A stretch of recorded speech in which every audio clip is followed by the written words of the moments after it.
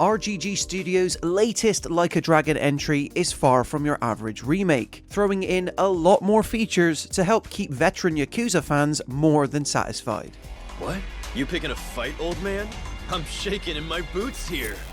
Another year, another huge helping of bombastic Like a Dragon madness from RGG Studio. Perhaps not quite as mad as Majima's High Seas adventure at the start of last year, admittedly, but one still packing plenty of charm and tomfoolery. This time, it comes in the form of what publisher Sega is calling an extreme remake of Yakuza 3, which also sits alongside an all-new standalone prequel centered on one of that game's most interesting characters. Confused? I don't blame you, but I promise that, at least judging by my recent 3-hour hands-on preview session, Yakuza Kiwami 3 and Dark Ties is shaping up to be a unique 2-in-1 game package primed to deliver hardcore fans more of the melodramatic beatdown action this series is renowned for, albeit through a slightly altered lens. No turning back now. We fight, ladies!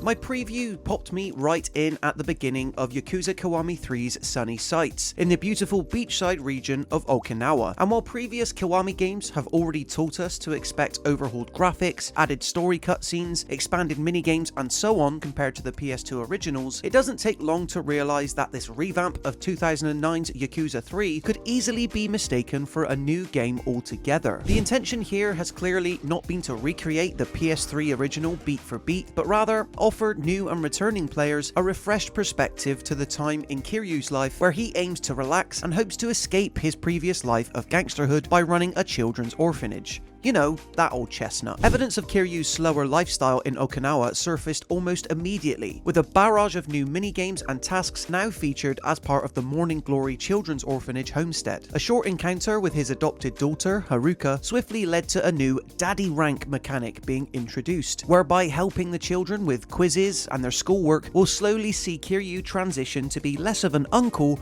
and more of a father figure. As for the Morning Glory minigames themselves, all operated and played perfectly fine, but my favourite of the bunch was most definitely sewing. It's here where trying to keep the sewing needle in line with the kids' predetermined designs proved more challenging than it first appeared, testing my ability to stay on track while speeding up and slowing down depending on when a turn in the fabric is required. Like most Yakuza minigames, sewing is far from boring in this way, to the extent that I came to think of it as a new breed of racing game almost, something that the franchise really isn't crying out for. Farming, meanwhile, functions in the back of the Morning Glory garden pretty much as expected, with crop harvesting further playing into the franchise's already fun cooking systems and mechanics. Overall, Morning Glory has been made an equally in-depth part of the Yakuza 3 experience here, and I can see how trying to up Kiryu's daddy rank will play a crucial part of his wider motivation. Elsewhere in the Yakuza 3 Kiwami portion of the preview, I was afforded the opportunity to get back in the swing of the open world-ish beat-em-up action. I already knew from playing a previous demo that Okinawa looked beautiful, but here I got to experience its full beauty in RGG Studio's current engine, both in the daytime and at night. Switching between Kiryu's two fighting styles, Dragon of Dojima and the heavier weapon-based Rikyu style is still a breeze, yet far more interesting is the way in which Yakuza Kiwami 3 lives one of Like a Dragon Pirate Yakuza in Hawaii's most fulfilling combat systems. Familiar players will know that one of the best parts of Majima's spin-off adventure was the ability to recruit your own personal quirky crew of sailors, powering them up to raid different islands in a series of epic clashes. And while I admit that Yakuza Kiwami 3 could never push the power fantasy that far, it still packs in a new take on this mechanic by way of what's called baddie battles. These are introduced in the story early on after Kiryu gets swept up in a gang war between two biker gangs, at which point he can recruit and buff up new members found throughout Okinawa. Admittedly, the lack of pirate theming makes them feel like less of an event, yet managing and customizing your gang appears to be an equally exciting system. I only hope RGG Studio has found a way to make the actual bike sections interesting, which I sadly didn't get to play in my short preview.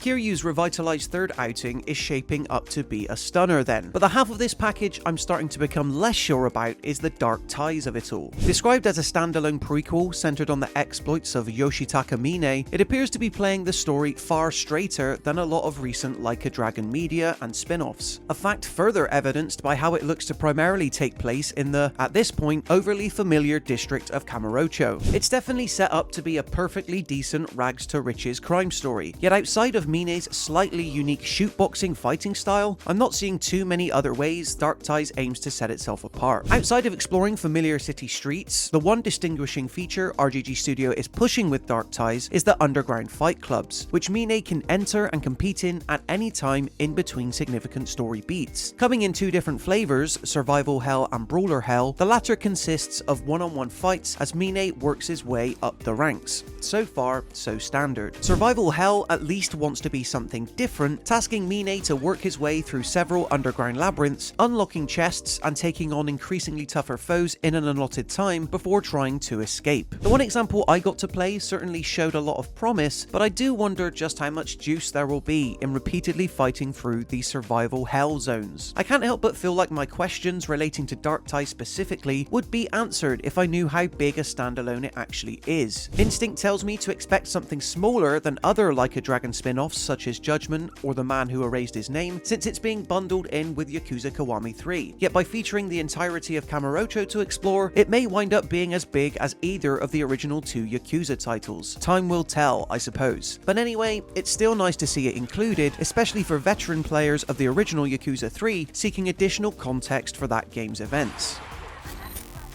In whatever way you look at it, Yakuza Kiwami 3 and Dark Ties is shaping up to be yet another generous package that is far more than just another simple remake. Sure, Dark Ties still remains somewhat of a mystery to me with its unknown size and scope, but it shows promise and could be a nice palate cleanser from Kiryu's more familiar, laid-back adventure. That said, Yakuza Kiwami 3 is still easily the meat of this package, bundling in plenty of new systems that bring extra meaning and depth to this unique chapter of Kiryu's wider story. It may have taken a while to get a Kiwami 3, but it's looking like far from a half measure. Thanks, Kiryu-san. You mind sticking around, though? Helping us out?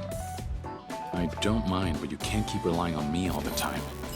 So there you have it, guys, in terms of my full final preview thoughts on Yakuza Kiwami 3 and Dark Ties ahead of its eventual release this February 11th. Do you plan on picking this one up? Be sure to let me know in the comment section below. And then, when you've done that, be sure to leave this video a like if you enjoyed it, and consider subscribing to the All Out Gaming YouTube channel to stay up to date with even more videos like this.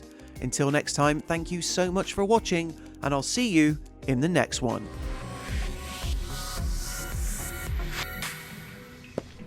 All right, let's play. Game on.